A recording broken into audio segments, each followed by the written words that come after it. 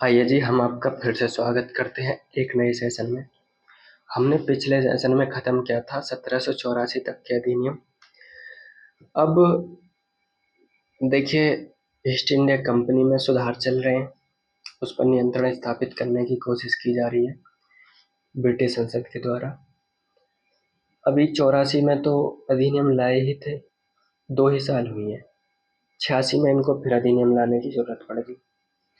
81 में लाए सॉरी, फिर 84 में ले आए, अब फिर 86 में ले आए। 2-2 साल में लाने की ज़रूरत पड़ रही है। इसका मतलब है कि आप समझ रहे हैं कि किस हाल से ब्रिटेन की संसद ईस्ट इंडिया कंपनी के पीछे पड़ चुकी है। चलिए, अब वो पढ़े सो पढ़े, उन्हें तो दोनों मिलकर लूट तो भारत को ही रहे थे, पर हमारा काम पढ़ना है। तो 1786 का अधिनियम पढ़ते हैं। इस वक्त तक जो 1786 का अधिनियम था, यहाँ ब्रिटिश संसद ने अप्रोच किया कॉर्नवालिस नाम के व्यक्ति को कि आप गवर्नर जनरल बनकर भारत चले जाइए। कॉर्नवालिस बोला कि देखिए, पहले तो आपकी इतनी औकात नहीं है कि मुझे भारत भेज सकें, लेकिन फिर भी आप सम्राट हैं, मुझे देश में रहना है। अगर आपकी बात नहीं मानूंगा तो आप इधर उधर कर देंगे मुझे, मैं चला जाऊंगा, लेकिन मेरी 2 शर्तें हैं। पहला कि मुख्य सेनापति की शक्तियां मुझे चाहिए, चीफ कमांडर की पावर्स मुझे देनी होंगी आपको भारत में। और दूसरा, मुझे आपको वीटो पावर देनी होगी। ब्रिटेन के राजा बोले, ये वीटो पावर मतलब?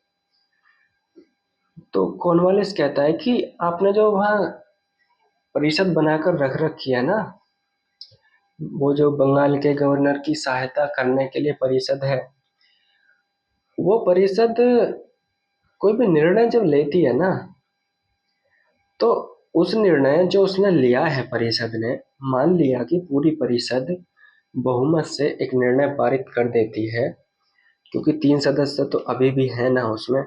अगर तीनों सदस्य चाह लें कि मुझे गवर्नर जनरल की राय के विपरीत जाकर कोई निर्णय पारित करना है तो कर सकते हैं, क्योंकि टोटल कितने सदस्य हैं? 4। बहुमत कितने का चाहिए? 3 का। 50% प्लस 1 50% होगा, इसका 2, और 2 से ज़्यादा बहुमत चाहिए यानी 3। तो पारित तो कर सकते हैं। कॉर्नवालिस को यह बात पता थी। कॉर्नवालिस बोला, ऐसे नहीं, पहले मुझे चीफ कमांडर की पावर्स दीजिए, दूसरा वीटो का अधिकार दीजिए कि अगर मैंने ये कहा कि ये नियम इस देश में लागू नहीं होगा तो फिर वो लागू नहीं होगा। इसको कहते हैं वीटो पावर।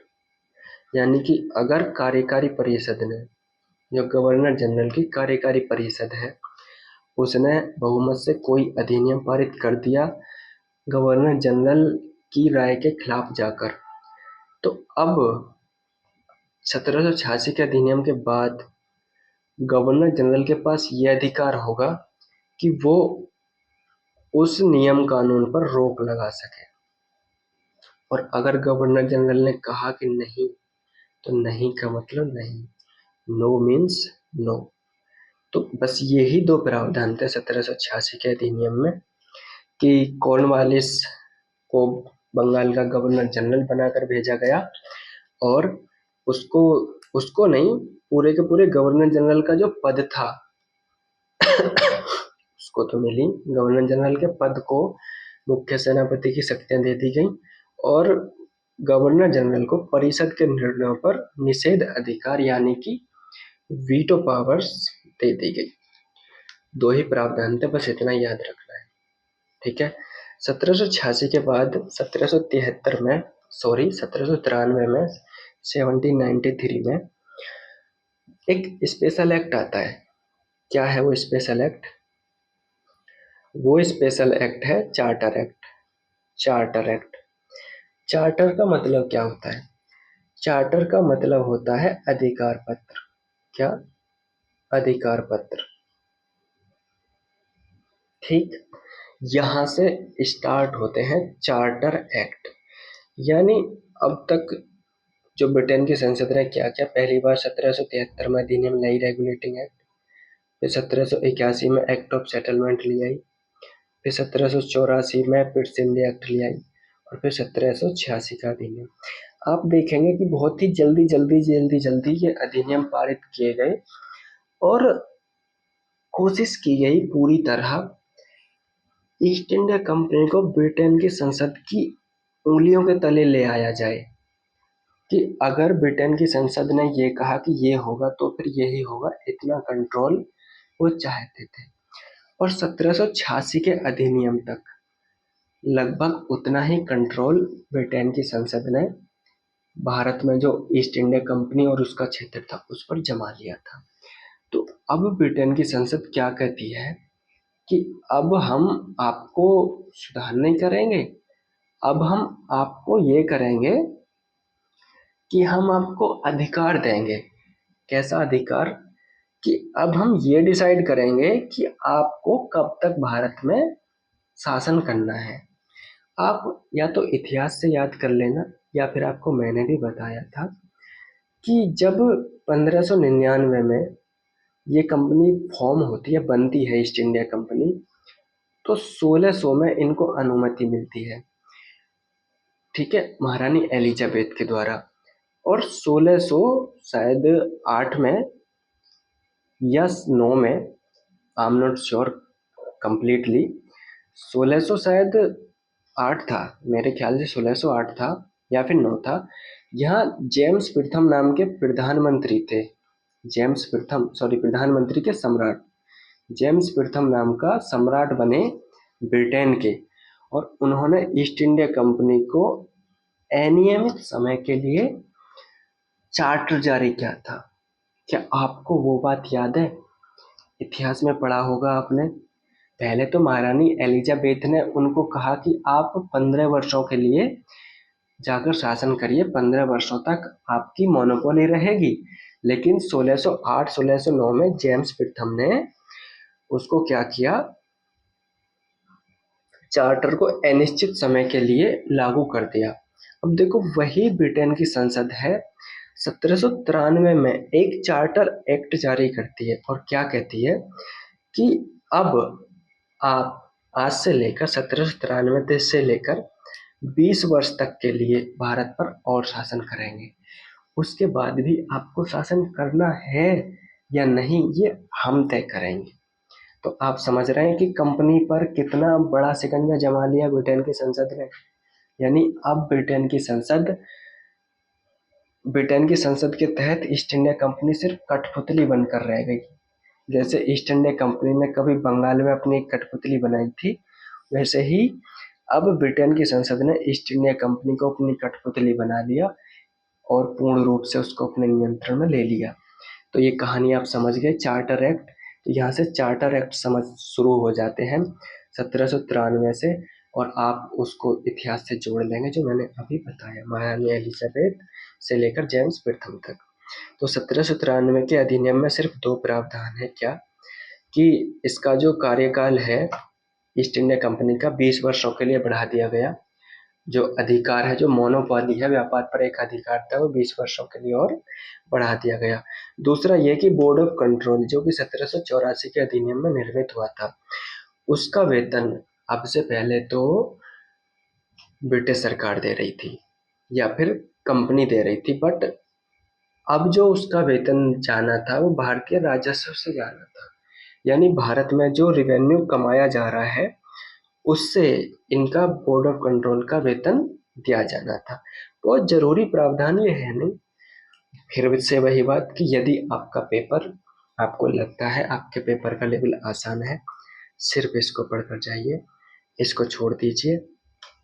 यदि आपको लगता है आपके पेपर का लेवल थोड़ा हार्ड है तो दोनों को पढ़कर जाइए। यहाँ आपको एक बात और पढ़ लेनी है कि इसी अधिनियम के दौरान एक कॉर्नवालिस संहिता 1786 में कॉर्नवालिस गवर्नर जनरल बनकर आया था ना। तो 1793 में ये कॉर्नवालिस भारत में बहुत सारे सुधार करता है, बहुत सारे। उसमें से पहला ये एक सुधार था कि जितने भी जो कानून थे ना भारत में, उनको कोडिफाइड किया, यानी कि जो बिखरे हुए कानून थे, बिखरे हुए नियम कायदे थे, उनको एक ही किताब में ऐसे कोडिफाइड कर दिया। जैसे कि आज आप आईपीसी और भारतीय न्याय संहिता देखते हैं ना, इस तरह से उसको कोडिफाई कर दिया। उसको उसने कॉर्नवालिस संहिता नाम दे दिया और इसको 1793 में लागू कर दिया गया। ये पहली नींव थी किसकी?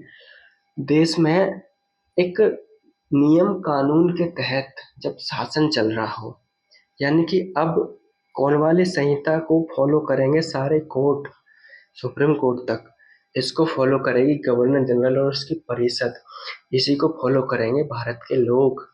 तो आप समझ रहे हैं, यानी एक कानून आधारित शासन की शुरुआत भारत में 1793 से होती है कॉर्नवालिस संहिता को लागू करने के बाद। यदि आपके पास टाइम और क्षमता है तो कॉर्नवालिस संहिता की मुख्य बातें यहाँ लिखी हुई हैं। इतिहास का टॉपिक है, पॉलिटी में बिल्कुल नहीं पढ़ाऊंगा, आप चाहे तो पढ़ सकते हैं। जो आप स्थायी बंदोबस्त पढ़ेंगे इतिहास में तो उसका प्रावधान भी इसी में था, ठीक है। और राजस्व और न्याय का पृथक्करण, यानी कि पैसे और न्यायपालिका का कोई संबंध नहीं होगा, इस तरह के बहुत सारे सुधार थे, इन्हें आप देख लेंगे। बस इतना ही पढ़ाऊंगा, इसमें बिल्कुल नहीं पढ़ाऊंगा आगे। एक और जो बहुत इम्पोर्टेंट अधिनियम आता है 1813 का, देखिए 1773 का जो अधिनियम है इम्पोर्टेंट है, 1784 का जो अधिनियम है इम्पोर्टेंट है, और फिर उसके बाद जो सबसे ज़रूरी इम्पोर्टेंट है 1813 का। बीच के अधिनियम आपको बस एज ए डेट याद रखने हैं और उसमें बहुत ज़्यादा कोई प्रावधान भी मैंने आपको बताया है नहीं, ठीक है, याद रखेंगे ना आप? हाँ, तो चलिए आगे बढ़ते हैं। देखिए 1813 का अधिनियम आता है और हुआ क्या कि इस 1813 के अधिनियम 1813 में ही क्यों आया, क्योंकि 1793 के अधिनियम में क्या प्रावधान था कि कंपनी का जो चार्टर था, अधिकार था, मोनोपोली थी, उसको 20 वर्षों के लिए बढ़ाया गया। 1793 में 20 जोड़ना 1813 आ जाएगा, ठीक है। तो 1813 में तो लाना ही था, क्योंकि अगर वो नहीं लाते तो भारत में ईस्ट इंडिया कंपनी का शासन समाप्त हो जाता, क्योंकि अब देश में एक कानून के द्वारा शासन चलता है, ना कि किसी राजा की मर्जी के, ना ही किसी कंपनी की मर्जी से, ठीक है। तो 1813 में ही क्यों आया, क्योंकि 20 साल हो गए थे। अब क्या क्या प्रावधान थे इसके? अब क्या हुआ कि कंपनी की बल्ले बल्ले हो गई, कंपनी को कहा कि चलिए आप और 20 वर्षों तक भारत पर शासन करिए और यहाँ के व्यापार पर भी हाथ जमा कर रखिए, बट आपको व्यापार में उतनी छूट नहीं दी जाएगी जितनी अब तक थी। आपका व्यापार का एकाधिकार खत्म किया जाता है। मतलब ये क्या कह रहे हैं, एकाधिकार खत्म किया जाता है कि अब तक क्या था कि जो ब्रिटेन है वहां से ईस्ट इंडिया कंपनी के अलावा कोई भी दूसरी कंपनी भारत में आकर व्यापार नहीं कर सकती। यही तो था चार्टर का मतलब, यही तो थी मोनोपोली ईस्ट इंडिया कंपनी की, इसीलिए तो वो माला माल हो रही थी कि कंपटीशन कोई है ही नहीं। तो अब कहा कि नहीं, आपका व्यापारिक एकाधिकार अब थोड़ा समाप्त किया जाता है, लेकिन नाराज मत होइए, अगर आप चीन से व्यापार करेंगे तो वहां आपकी मोनोपोली बनी रहेगी, यानी चीन से व्यापार सिर्फ आप करेंगे, ब्रिटेन से गई हुई कोई भी दूसरी कंपनी चीन से व्यापार नहीं करेगी। और चाय का व्यापार भी आप ही देखेंगे, आपके अलावा ब्रिटेन की कोई भी कंपनी चाय का व्यापार नहीं करेगी। तो चाय और चीनी के व्यापार पर तो आज भी कंपनी की मोनोपोली यानी एकाधिकार स्वीकार किया गया, लेकिन जो बाकी क्षेत्र थे उन पर व्यापारिक एकाधिकार समाप्त कर दिया गया। अच्छा, ऐसा हुआ क्यों? ये तो आपको विश्व इतिहास में भी पता चल जाएगा, लेकिन आप पढ़े ना पढ़े, एक वजह थी नेपोलियन की महाद्वीपीय व्यवस्था। कैसे कि जो नेपोलियन का जो क्षेत्र था ना यूरोप वाला, उसमें नेपोलियन ने यह व्यवस्था कर दी कि ये जो पूरा क्षेत्र है ये ब्रिटेन के साथ व्यापार नहीं करेगा। ठीक है, यानी कि ये महाद्वीप इस महाद्वीप के साथ व्यापार नहीं करेगा। तो जो ब्रिटेन के व्यापारी थे भाई वो उथल पुथल मचाने लगे, क्योंकि उनके लिए यूरोप के मार्ग बंद हो रहे थे धीरे धीरे, और उनको लगा कि अब भाई इंडिया में मार्ग खुलने चाहिए। तो ब्रिटेन में मांग उठने लगी कि अब हमें अलाउ करो, ईस्ट इंडिया कंपनी ने बहुत पैसा कमा लिया देश में, इंडिया में, अब हमें भी अलाउ करो। तो एक तो ये डिमांड थी जो उठ रही थी, इसलिए लागू करना पड़ा ये जो व्यापारिक एकाधिकार था।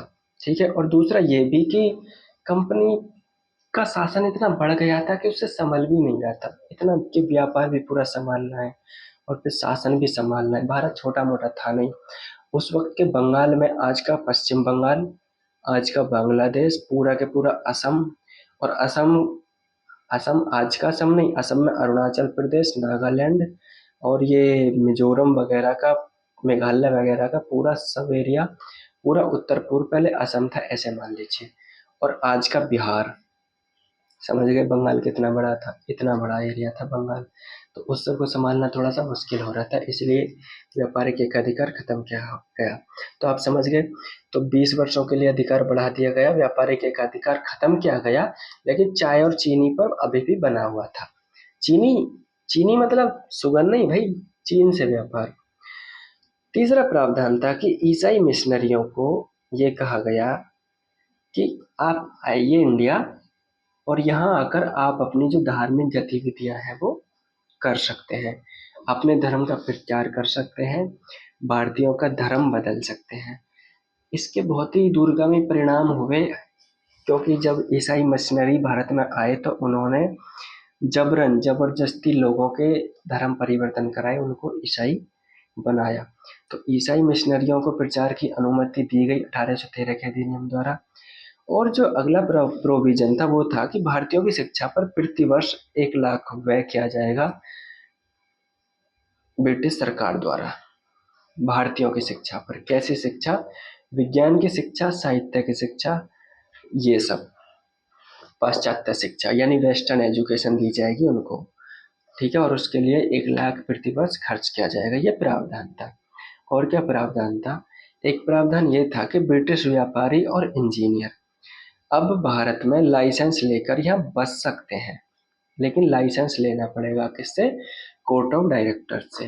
कोर्ट ऑफ डायरेक्टर से लाइसेंस लो आप, क्योंकि व्यापारिक एक अधिकार खत्म हो गया ना, तो अब तो ब्रिटिश व्यापारी आ सकते हैं, वहां से काम करने वाले पेशेवर भी आ सकते हैं। तो अब वो आएंगे तो रहेंगे भी तो सही ना, रहेंगे तो उनको लाइसेंस लेकर रहने की अनुमति दी गई। और नेक्स्ट प्रोविजन ये था कि अंग्रेजी राज्य की जो संवैधानिक स्थिति थी उस पर थोड़ी सी स्पष्टता लाई गई, और ये स्वीकार किया गया कि जो भारतीय क्षेत्र है, जो ब्रिटिश कंपनी के अधीन जो क्षेत्र है, वो ब्रिटेन के राजा के अधीन माना जाएगा। यदि आपसे सवाल ये पूछे कि किस अधिनियम के द्वारा अंग्रेजी राज्य की संवैधानिक स्थिति को स्पष्ट किया गया, तो वो अधिनियम था 1813 का अधिनियम। आइए मुद्दे पर आते हैं। यदि आपके पेपर का जो लेवल है आसान है, तो उसके लिए सिर्फ 3 प्रोविजन आपको याद रखने हैं। पहला, भारतीय व्यापार पर एक अधिकार समाप्त हुआ। दूसरा, ईसाई मिशनरियों को प्रचार की अनुमति मिली। तीसरा, भारतीयों की शिक्षा पर प्रतिवर्ष 1 लाख रुपए किया गया। यदि आपका पेपर आसान लेवल का है, यदि आपका पेपर थोड़े हार्ड लेवल का है, तो अब आप बढ़ा देंगे। आप ये प्रावधान भी याद रखेंगे कि कंपनी का अधिकार अगले 20 वर्षों के लिए फिर से बढ़ा दिया गया। अब आप ये भी याद रखेंगे कि ब्रिटिश व्यापारी एवं इंजीनियरों को लाइसेंस लेकर यहाँ बसने की अनुमति दी गई। अनुमति लेनी किससे थी? कोर्ट ऑफ डायरेक्टर से। और ये प्रावधान किससे जुड़ा हुआ है?